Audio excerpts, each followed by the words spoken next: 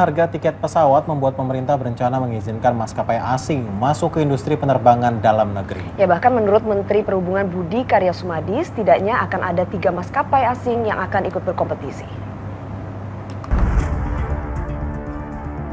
Rencana pemerintah untuk mengundang maskapai asing masuk ke industri penerbangan dalam negeri tinggal menghitung hari.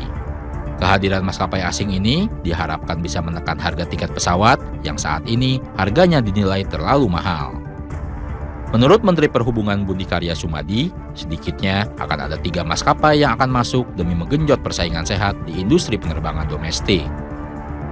Jadi spiritnya gini lah, spiritnya tuh bukan penerbangan asing, spiritnya adalah kompetisi.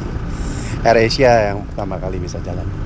Ya. Kapan Pak? Hah? Bisa dimulai penerbangan perdana mungkin setelah? Oh, AirAsia udah tinggal nambah aja. Selain AirAsia, maskapai apa lagi Pak? Ada yang ada kan ada apa tuh? Scott sama siapa ada 3.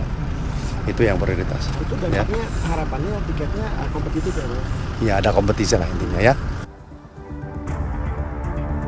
Persaingan di industri maskapai domestik saat ini telah menciptakan pasar duopoli.